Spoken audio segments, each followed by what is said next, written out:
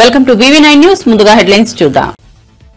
Jinnah tower వివాదంపై BJP YCP ఘర్షణ. Jinnah tower పేరు మార్పుపై రాజకీయ దుమారం. బానిసత్వపు గుర్తు అని బీజేపీ ఆరోపణలు. జిన్నా స్వాతంత్ర యోధుడన్న వైసీపీ నేతలు.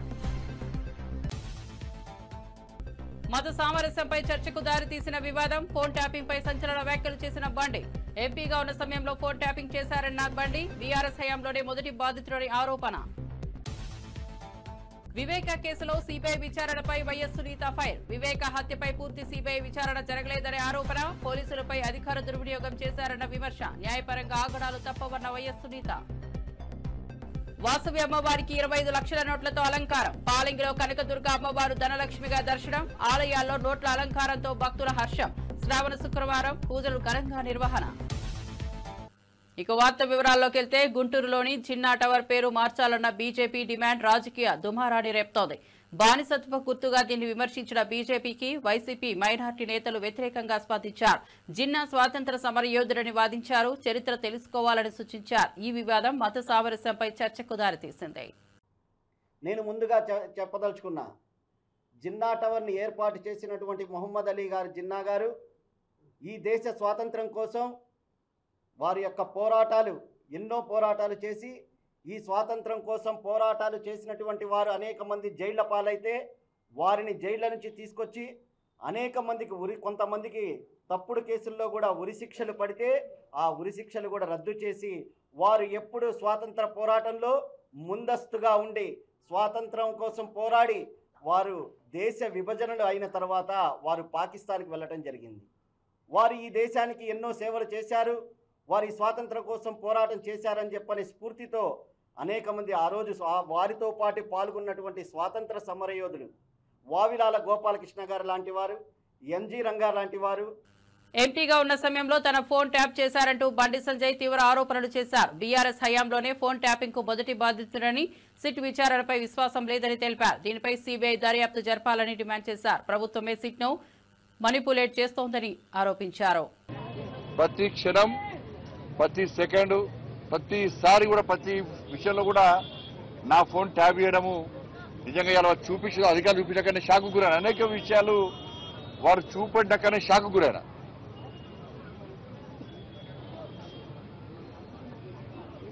ఎంత నీచులు వీళ్ళంటే కేసీఆర్ కుటుంబము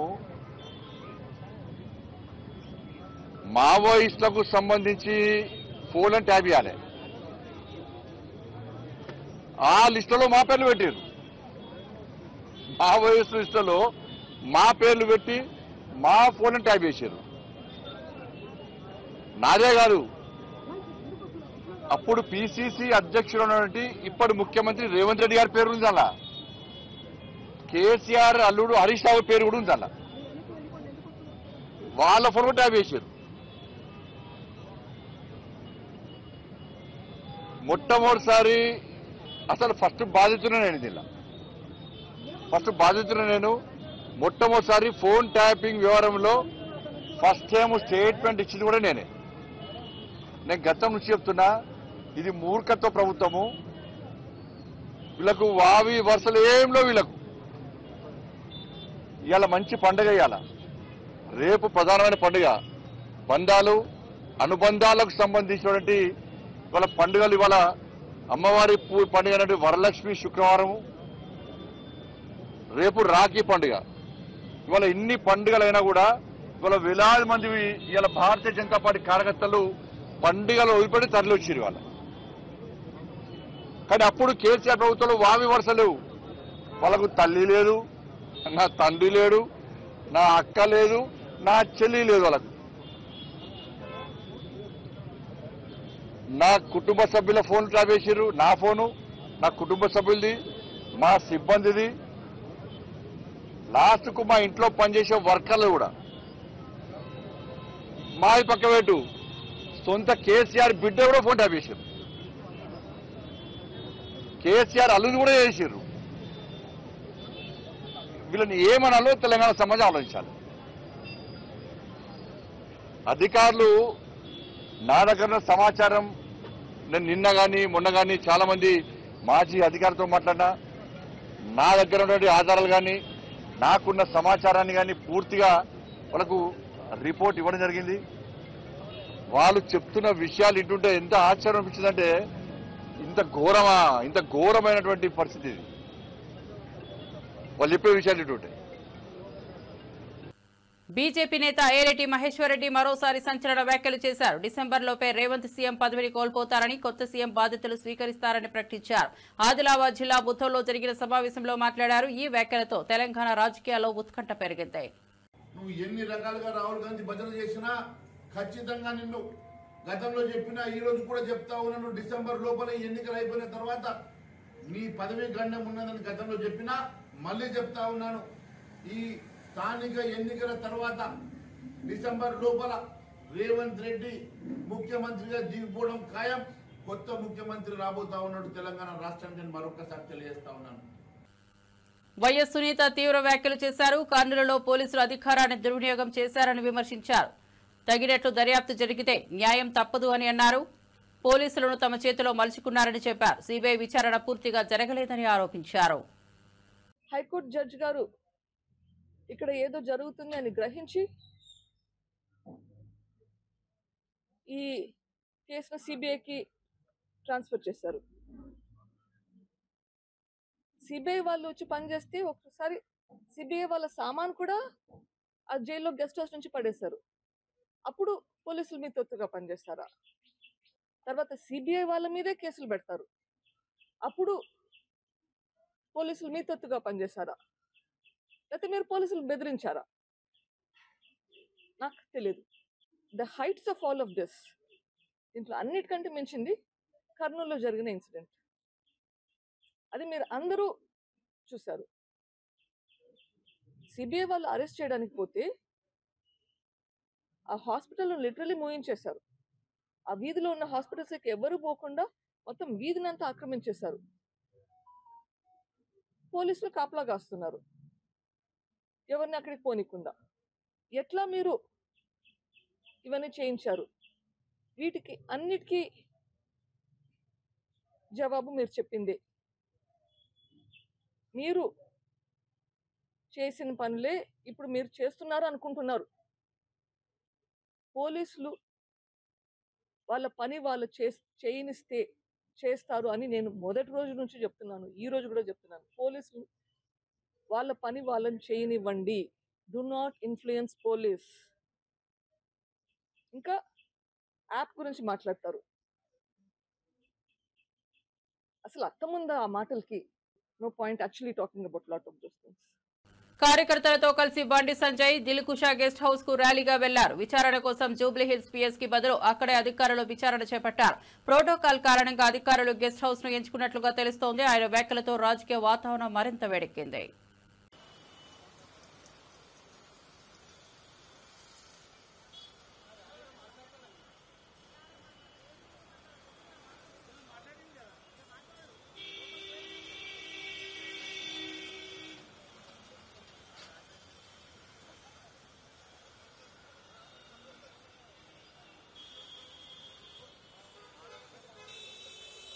చేసినావా అయినా నేను జనరల్ వేసినాలే.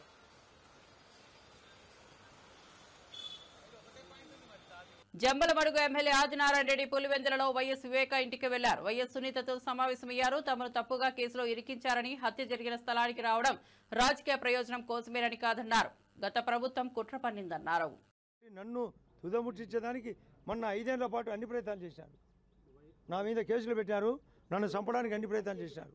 రాజకీయ ప్రాధాన్యత మా మీద పెట్టిన ఆమె ఇప్పుడు గమనించింది మేము చేయలేదనే తప్పును. ఆమె చెప్పి దానికి వాళ్ళ అమ్మను కూడా కనపడాలని, మేము చేయలేదు తప్పు, ఈ ప్రదేశాన్ని చూడాలా, మేము ఇక్కడే ఉన్నాం, ఒకసారి చూసిపోతే మేము తప్పుడు చేయలేదు, వాళ్ళు తప్పు చేసినారని వాళ్ళ బాధను మేము పంచుకోవాలని వచ్చినాం. మా బాధను కూడా వాళ్ళు పంచుకున్నారు. కూడా నేను బాధితులే, వాళ్ళు బాధితులం కాబట్టి ఆ బాధతో ఒకసారి కనపడి వాళ్ళనే ఇక్కడికి వచ్చినది. ఆమె ఎన్నికల ప్రచారం ఇక్కడ స్థానిక వాసి, ఆమె రావాలనుకుంటే రావచ్చు. మేముగా ఆమెను మా ఎన్నికల ప్రచారానికి రమ్మని అడగడానికి రాలేదు. అది ఆమె ఇష్టం. డెమోక్రసీలో ఆమె ఇష్టం. బీఆర్ఎస్ నేత గువ్వల బాలరాజుపై ఓ కార్యకర్త బాధ వెలుగుచ్చారు. 2007 నుంచి పార్టీలో ఉన్నారని, దయచేసి వెళ్లొద్దని వేడుకున్నారని తెలిపారు. పార్టీకి నిబద్ధత ఉన్న కార్యకర్తల్ని పక్కన పెట్టి బీజేపీ వైపు వెళ్తున్నారని విమర్శించారు. ఇదేనా నాయకత్వం అని నిలదీశారు. ఒక కార్యకర్త అయితే నిన్నగాక మొన్న ఒక మీటింగ్ కొడితే కార్యకర్త 2 చేతులు జోడించి, సార్ 2007 సంవత్సరం నుంచి మీతోనే తిరుగుతున్నాను, దయచేసి పోకండి సార్, బీఆర్ఎస్ పార్టీ గెలవబోతున్నది, మీరెందుకు పోతున్నారు సార్ అంటే ఆయన గుండె కరగలేదు. ఇవాళ ఎక్కడ పోయిండండి ఆయన? బీజేపీ అధ్యక్షుడు రామచంద్రరావు దగ్గరికి పోయిండు. ఇదేనా ఒక బీఆర్ఎస్ నాయకుడు చేయాల్సిన పని? ఒక ఎంపీగా పోటీ చేసిండ్రు, మీరు 2 సార్లు ఎమ్మెల్యే అయినరు, చీఫ్ విప్గా మీకు విప్గా అవకాశం ఇచ్చారు పెద్దలు కేసీఆర్ గారు.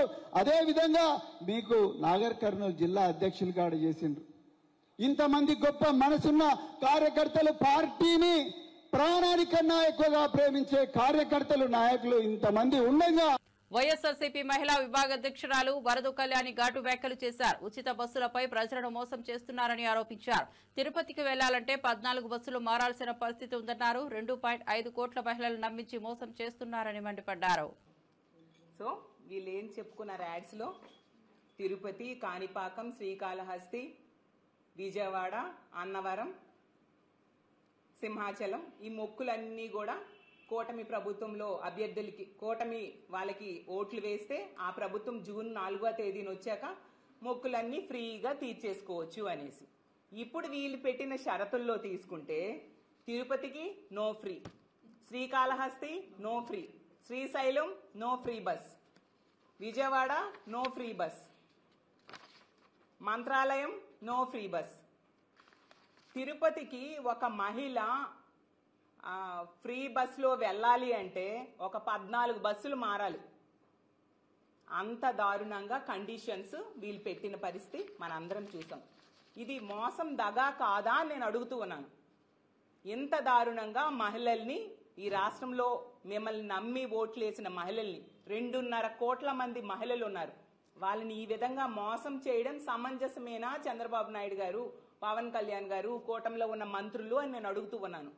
ఇన్ని యాడ్స్ ఇచ్చారు, ఇలా ప్రచార సభల్లో చెప్పారు, ఈ మాటలు నమ్మి మహిళలందరూ ఓట్లేశారు, ఇప్పుడు ఈ విధంగా కండిషన్స్ పెట్టారు.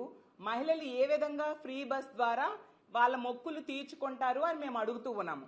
అలాగే తీసుకుంటే ఈ ఫ్రీ బస్ అయ్యే ఖర్చు నెలకి 300 కోట్లు, అంటే ఏడాదికి 3000 కోట్లు. ఈ రోజు చంద్రబాబు నాయుడు గారు, పవన్ కళ్యాణ్ గారు, లోకేష్ గారు స్పెషల్ ఫ్లైట్స్ లో తిరుగుతున్నారు. దానికి ఎంత ఖర్చు అవుతుంది? మరి ఆ ఖర్చుని వీళ్ళు తగ్గించుకుంటే ఆ డబ్బులతో ఫ్రీ బస్ ఇవ్వచ్చు కదా. ఈ రాష్ట్రంలో ఉన్న అన్ని బస్సులకి, అన్ని రకాల బస్సుల్లో కూడా మహిళలు ఫ్రీగా ప్రయాణం చేసే అవకాశం మీరు ఇవ్వచ్చు కదా. మరి ఆ మహిళలు ఓట్లేస్తేనా మీరు పదవిలోకి వచ్చి ఈ సౌకర్యాలన్నీ ఈ రోజు అనుభవిస్తూ ఉన్నారు కదా. కాబట్టి మీ ఖర్చులు, మీ ప్రయాణ ఖర్చులు తగ్గించుకుంటే, ఈ స్పెషల్ ఫ్లైట్ల ఖర్చులు తగ్గించుకుంటే మహిళలకు ఫ్రీగా ఈరోజు ఆ బస్సులు, అన్ని బస్సుల్లో తిరిగే సౌకర్యం కల్పిస్తారు కదా అని మిమ్మల్ని నేను అడుగుతూ ఉన్నాను. టోటల్ గా 11,500 బస్సులు ఈ రాష్ట్రంలో తిరుగుతూ ఉన్నాయి. వాటన్నిటిలో కూడా, అన్ని రకాల బస్సుల్లో కూడా మహిళలకి ఉచితంగా బస్సు ప్రయాణం ఇచ్చి తీరాలి. మీరు ఎటువంటి షరతులు లేకుండా ఆ రోజు మేనిఫెస్టోలో పెట్టారు. ఇప్పుడు షరతులతో పెట్టడం ఎంతవరకు సమంజసం? దీన్ని మేము అంగీకరించట్లేదు. ఖచ్చితంగా మహిళలకి అన్ని బస్సుల్లో ఫ్రీ బస్ సౌకర్యం వచ్చేంత వరకు మేము మహిళల తరపున పోరాటం చేస్తామని తెలియజేస్తూ ఉన్నాను. వైఎస్ఆర్సీపీ ఎమ్మెల్సీ భూమి ఇజ్రాయెల్ కూటమి పాలన తప్పులను ప్రశ్నిస్తూనే ఉంటానన్నారు. ఈ గన్నవరం ఎమ్మెల్యే గిడ్డి సత్యనారాయణ తనను బెదిరిస్తున్నారని ఆరోపించారు. ఉడత ఊపులు తనను వెనక్కు తగ్గించవని రోజు ప్రశ్నలు వేస్తూనే ఉంటానన్నారు. మా పక్క నియోజకవర్గమైనటువంటి దళిత ఎమ్మెల్యే గౌరవ గిడ్డి సత్యనారాయణ గారు నాకు ఫోన్ చేయడం జరిగింది. నేను సాటి దళితుడు అనే అభిమానంతో ఫోన్ చేయడం జరిగింది. దాని మీద అతను నన్ను బ్లాక్మెయిల్ చేస్తూ, బెదిరిస్తూ, మరి ఏంటి మాట్లాడుతున్నావు, పవన్ కళ్యాణ్ గారు నేను స్థాయి నీదా అని చెప్పేసి ఊహం జారీ చేస్తున్నాడు. నేను గిడ్డి సత్యనారాయణ గారికి ఒకటే చెప్తున్నా, ఈ రాష్ట్రంలో వైఎస్ఆర్ కాంగ్రెస్ పార్టీ ప్రతిపక్షంగా ఉంది. ప్రతిపక్షంలో ఉన్నటువంటి శాసనమండలి సభ్యుడిగా మీకు చెప్తున్నాను, ఈ రాష్ట్రంలో కూటమి ప్రభుత్వం చేస్తున్న ప్రతి తప్పుదాన్ని మేము ఎత్తి చూపించే బాధ్యత మాది. విమర్శని సద్విమర్శగా తీసుకునే లక్షణం మీ దగ్గర లేనప్పుడు మీ ఉడతూపులకి నేనేం భయపడను. మీరు ఏం చేసుకుంటారో చేసుకోండి, నాకేం భయం లేదు. కానీ ప్రతిరోజు ఈ కూటమి ప్రభుత్వం చేస్తున్నటువంటి దోపిడీలకు గాని, ఈ కూటమి ప్రభుత్వం చేస్తున్నటువంటి అరాచకాల మీద గాని, ఈ కూటమి చేస్తున్నటువంటి దౌర్జన్యాలు దాష్టికాల మీద ప్రతిరోజు నేను మాట్లాడతాను. ఎందుకంటే నా బాధ్యత అది. ఒక సహసర దళిత శాసనసభ్యుడిగా మీకు గౌరవం ఇచ్చి మాట్లాడితే మీరు నన్ను బ్లాక్ మెయిల్ చేస్తూ వీడియో తీసి మీరు ప్రసార మాధ్యమాల్లో పెట్టి స్వర్గానందం పొందుతున్నారు. ఇది కరెక్ట్ కాదు. నేను ప్రతిపక్ష నాయకుడిగా, ప్రతిపక్షంలో ఉన్నటువంటి శాసన మండలి సభ్యుడిగా ప్రతిరోజు ఈ కూటమి యొక్క వైఫల్యాన్ని ఎండగడితేనే ఉంటానని చెప్పి సందర్భంగా మనవి చేసుకుంటూ, మరి మీ నాయకుడికి నేను సూచన చేశా. ఈ రాష్ట్రంలో పార్టీ పెట్టారు, మీరు పార్టీ పెట్టి ముఖ్యమంత్రి అవ్వండి అని చెప్పాను. నేను తప్పేంటి అందులో? మీరు ముఖ్యమంత్రి అవ్వండి, మేము స్వాగతిస్తామని చెప్తుంటే మీరు దాన్ని గుమ్మడికాయల దొంగ భుజాలు తడుపుకున్నట్టుగా మీరు రెచ్చిపోయి మమ్మల్ని వార్నింగ్లు ఇవ్వాల్సిన అవసరం లేదు. మీ వార్నింగ్లకి మేము భయపడము. మీరు ఉన్నంతకాలం కూడా నేను శాసనమండలి సభ్యుడిగా ఉంటాను. నేను ప్రతిరోజు దీన్ని ప్రశ్నిస్తూనే ఉంటాను. చంద్రబాబు నాయుడు గాని, లోకేష్ గారిని గాని, పవన్ కళ్యాణ్ గాని నేను ప్రతిరోజు ప్రశ్నిస్తుంటాను. నా ప్రశ్నలకు మీకు సమాధానం చెప్పే దమ్ముంటే గనక మీరు సమాజంలో ప్రజాస్వామ్యయుతంగా రండి తప్ప దాడులు చేసే విధంగా వస్తే గనక ఎవడు బెదిరిపోడు, మీ ఉడతూపులకి ఎవడు కూడా భయపడ్డని చెప్పేసి అందరిగా మనం చేస్తున్నాం. వైఎస్ఆర్సీపీ అధికార ప్రతినిధి కారుమూరి వెంకటరెడ్డి చంద్రబాబుపై విమర్శలు చేశారు. 14 నెలల్లో 1.91 లక్షల కోట్ల అప్పు చేశారని ఆరోపించారు. అభివృద్ది కార్యక్రమాలు ఆపేసి అప్పులపై దృష్టి పెట్టారని మండిపడ్డారు. వైఎస్ జగన్ హయాంలో ఇటువంటి పరిస్థితి ఎప్పుడూ లేదన్నారు. ఈ 14 నెలల కాలంలో రాష్ట్రాన్ని ఎలా భ్రష్టు పట్టించారనంటే ఆయన చెప్పేవాడు అంతకుముందు శ్రీలంక అయిపోయింది అని. అప్పుడు శ్రీలంక అవరా జగన్ గారు ఉన్నప్పుడు. ఇప్పుడు మాత్రం శ్రీలంక సుడాన్ కలిపోయింది. ఇంకేదన్నా మిగిలిన అప్పులు బాగా తీసుకునేటటువంటి రాష్ట్రాలు, దివాలా తీసేటటువంటి దేశాలు ఉంటే వాటి సరసన ఆంధ్రప్రదేశ్ చేర్చాలని చెప్పి స్వయంగా చంద్రబాబు నాయుడు గారు చెప్తూ నిన్న కూడా కేబినెట్ లో తీసుకున్నటువంటి నిర్ణయం అప్పుల గురించి. ఇప్పటికే 14 నెలల కాలంలో 1,91,000 కోట్లు అప్పు చేశారు. గంటకి 19 కోట్లు అప్పు చేస్తా ఉన్నారు. గంటకి 19 కోట్లు. ఎంత దారుణం చూడండి. ఒక గంటకి 19 కోట్లు అప్పు చేస్తా 14 నెలల్లో 1,91,000 కోట్లు అప్పు చేశారు. ఇది 14 నెలల కాలంలో. జగన్మోహన్ రెడ్డి గారు ఉన్నప్పుడు 60 నెలల కాలంలో దాదాపు 2 సంవత్సరాలు కోవిడ్ ఉన్నా కేవలం 60 నెలల కాలంలో 3,32,000 కోట్ల అప్పు మాత్రమే చేస్తే చంద్రబాబు నాయుడు గారు దాదాపు 2 లక్షల కోట్లు తీసుకుని వెళ్ళాడు. మళ్ళీ ఇంకొక 12,973 కోట్లు అంటే దాదాపుగా 13,000 కోట్లు అప్పులు తీసుకోవడానికి కేబినెట్ నిర్ణయం తీసుకుంది. దేని ద్వారా అంటే ఒకటేమో స్మార్ట్ మీటర్స్ కి సంబంధించి ఏదైతే విద్యుత్ డిస్కమ్ల ద్వారా అప్పులకు సంబంధించి ఒకటి. రెండోది చూస్తే ఏదైతే ఏపీఐసిసి భూములు ఉంటాయి కదా, ఆ ఏపీఐసిసి భూములను తాకట్టు పెట్టి ఇంకొక 7,500 కోట్లు తీసుకోవడానికి నిర్ణయించారు. దాంట్లో ఒక వివరాల్లోకి వెళ్తే బడ్జెట్ బయట ఏపీఐసిసి డిస్కమ్ల ద్వారా ఏకంగా 12,973 కోట్ల అప్పుకు ఇంధన శాఖ, పరిశ్రమల శాఖ వేరువేరుగా ఉత్తర్వులు జారీ చేశాయి. ఇందులో ఏపీఐసిసి ద్వారా 7,500 కోట్ల అప్పుని వచ్చే 12 నెలల్లోగా బ్యాంకులు ఆర్థిక సమస్యల నుంచి చేయాల్సిందిగా ఉత్తర్వులు ఇచ్చారు. దీనికి స్పెషల్ పర్పస్ వెహికల్ గా ఒక దాన్ని ఏర్పాటు చేసి ఈ భూములన్నింటినీ దానికి బదలాయించి ఏపీఐసిసి భూములన్నింటినీ సో దాని ద్వారా ఏదైతే 9 నుంచి 12 నెలల కాలంలో 7,500 కోట్లు తీసుకోవాలనేది టార్గెట్ గా వెళ్తున్నారు. ఎంత దాని ఉందా ఏపీఐసిసి భూములను కూడా తాకట్టు పెట్టేసి ఒక 7,500 కోట్లు. విద్యుత్ డిస్కమ్స్ ద్వారా ప్రస్తుతం స్మార్ట్ మీటరింగ్ తో పాటు రీవ్యామ్ డిస్ట్రిబ్యూషన్ సెక్టార్ స్కీమ్ని అమలును కొనసాగించడం కోసం అంట ఏపీ ఎస్పీడీసీఎల్ ద్వారా 3,544 కోట్లు, ఏపీ సిపిడిసిఎల్ ద్వారా 1,029 కోట్లు అప్పు చేసేందుకు రాష్ట్ర ప్రభుత్వం గ్యారంటీ ఇస్తూ నిన్న ఇంధన శాఖ ఉత్తర్వులు జారీ చేస్తుంది.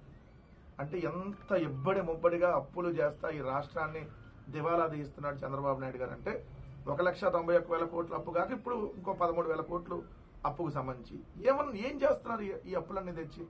ఒక్కటంటే ఒక సంక్షేమ పథకం వల్ల, ఒక్కటంటే ఒక అభివృద్ధి కార్యక్రమం చేయాల, అదేమంటే ఇస్తాం అంటారు తప్ప ఇవాళ మరి ఈ డబ్బులన్నీ ఏం చేస్తున్నారు చంద్రబాబు నాయుడు గారు? ఈ రాష్ట్రాన్ని శ్రావణ శుక్రవారం సందర్భంగా వరలక్ష్మి వ్రతం ఘనంగా జరిగింది. యానం వాసవి అమ్మవారిని 25 లక్షల నోట్లతో అలంకరించారు.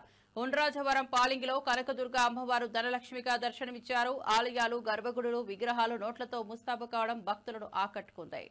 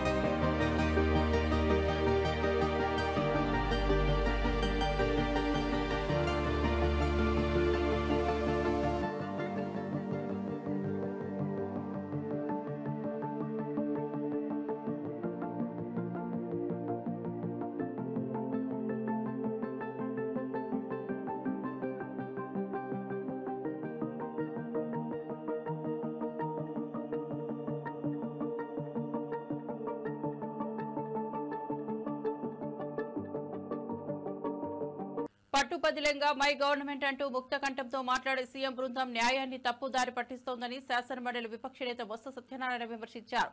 చట్టాన్ని కొందరు చేతుల్లోకి తీసుకుంటున్నారని గవర్నర్ కు వివరించామన్నారు. ఎన్నికలు నిష్పక్షపాతంగా జరిగేలా చర్యలు తీసుకోవాలని కోరినట్లు వెల్లడించారు. చట్టాన్ని ఏ రకంగా చేతుల్లో తీసుకుని చట్ట వ్యతిరేకంగా ఏ రకంగా ప్రవర్తిస్తుందో ఈ ప్రభుత్వం, ఈ దుష్టప్రవర్తన ఏ రకంగా చేస్తున్నారో ఆలోచించమని చెప్పి వారిని కోరడం జరిగింది. వారు స్పందించారు. దీని మీద ఇంకోటి కూడా చెప్పాము. నేటి రోజున ఎలక్షన్ కమిషన్ కూడా కలిసాము. వారికి కూడా రిప్రజెంటేషన్ మా పెద్దందరూ ఇచ్చారు. చట్ట ప్రకారం ఎన్నికలు న్యాయబద్ధంగా జరగాలి, ఫెయిర్ ఎలక్షన్ జరగాలని చెప్పి మనం కోరడం కూడా జరిగింది. ఆ విషయాన్ని కూడా వారి దృష్టికి తీసుకొచ్చాం. మీరు కూడా ఇంటర్వ్యూ అయ్యి ఆ ఎలక్షన్తో పాటు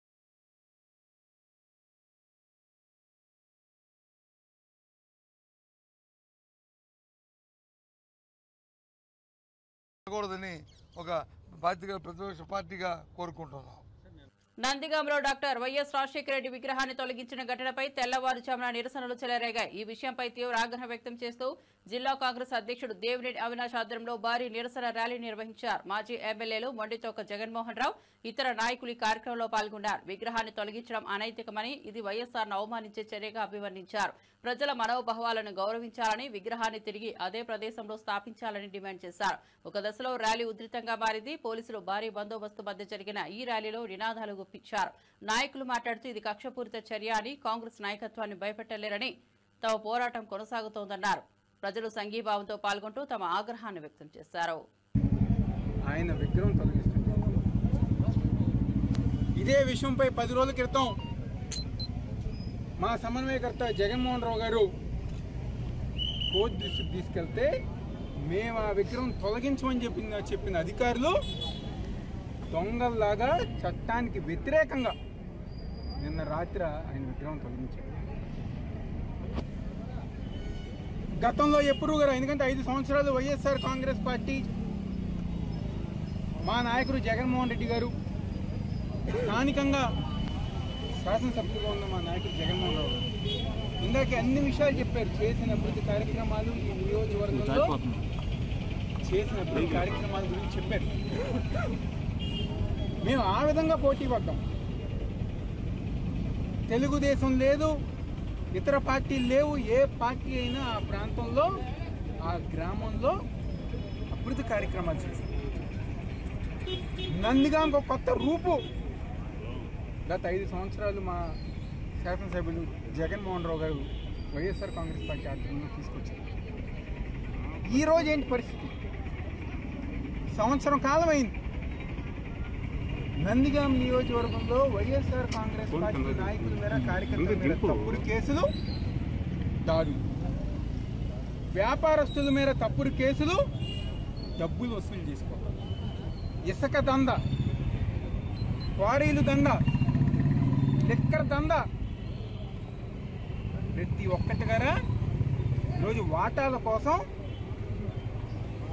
ఎంపీ ఎమ్మెల్యే కొట్టుకునే పరిస్థితి ఈరోజు ఈ నియోజకవర్గంలో ఉంది. అంటే మేమేదో చెప్పట్లా, ఓపెన్ సీక్రెట్ ఇది. ఇసుక దగ్గర, లిక్కర్ దగ్గర పార్లమెంట్ సభ్యుడు కానివ్వండి, ఈ నియోజకవర్గ ఎమ్మెల్యేకి కానివ్వండి, వాటాల విషయంలో తేడా వచ్చిందని చెప్పని ప్రతి ఒక్కరి గారు మాట్లాడుకుంటారు. ఇంకో పక్క మీరు ఏదైతే హామీలు ఇచ్చారో సూపర్ 6 హామీలు అవి నెరవేరుస్తున్నాం. కాబట్టి ప్రజానికం దృష్టి ఏదో ఒక రకంగా మళ్లించాలని చెప్పిన ఒక ఉద్దేశంతో ఇలాంటి చిల్లర రాజకీయాలు ఈరోజు కూటమి ప్రభుత్వం ఆధ్వర్యంలో జరుగుతుంది. రాజశేఖర రెడ్డి గారి బొమ్మ తీసేస్తే, రాజశేఖర రెడ్డి గారి పేరు తీసేస్తే, రోడ్ వేస్తే జగన్మోహన్ రెడ్డి గారి పేరు పగలగొడితే, జగన్మోహన్ రెడ్డి గారి పేరు తీసేస్తే, ఆయన బొమ్మ పగలగొడితే ఏమవుతుంది? ప్రజల గుండెల్లో రాజశేఖర రెడ్డి గారు ఉన్నారు, జగన్మోహన్ రెడ్డి గారు. టీపీసీసీ కార్యనిర్వాహక అధ్యక్షుడు జగ్గారెడ్డి బీఆర్ఎస్ నేతలపై మంటపెట్టే వ్యాఖ్యలు చేశారు. ముఖ్యమంత్రి కేసీఆర్ కుటుంబ భూ కబ్జాలో ఎక్స్పర్ట్ లా మారిందన్నారు. కాంగ్రెస్ ప్రభుత్వంపై విమర్శలు చేసే బీఆర్ఎస్ నేతలు తమ స్వప్రక్షాళన చేసుకోవాలన్నారు. మీ దగ్గర అన్ని లోపాలు పెట్టుకుని కాంగ్రెస్ ను ఎందుకు విమర్శిస్తున్నారని నిలదీశారు. అధికారంలోకి వచ్చాక కాంగ్రెస్ ప్రభుత్వం ప్రజలకు ఎంతో మేలు చేసే పథకాలను తీసుకొచ్చిందని గుర్తు చేశారు. ప్రజలు ఇచ్చిన అఖండ మెజార్టీకి తగిన విధంగా రాష్ట్రాన్ని అభివృద్ధి పథంలో నడిపిస్తున్నామని తెలిపారు. బీఆర్ఎస్ పార్టీ ఓటమిని జీర్ణించుకోలేక విమర్శలతో కాలక్షేపం చేస్తోందన్నారు. దోపిడీ రాజకీయాలకు ప్రజల ఓటుతో గుణపాఠం చెప్పారు. ఇకపై కూడా ప్రజల అవినీతి నేతలను ఎప్పటికీ తిరస్కరిస్తారన్నారు. ఎంటైర్ ఫ్యామిలీ, బామర్దులు, అల్లుళ్ళు, కూతుళ్ళు,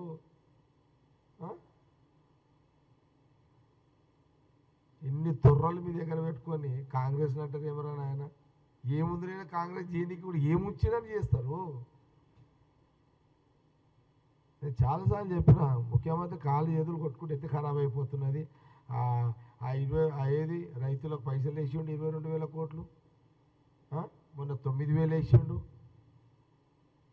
మళ్ళా ఉచిత బస్సు ప్రయాణానికి డబ్బులు కట్టిస్తున్నాడు గవర్నమెంట్కి.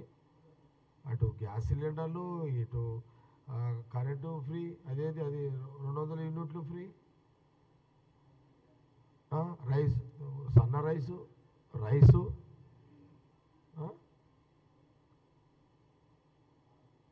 Ration card, Aarogyasri,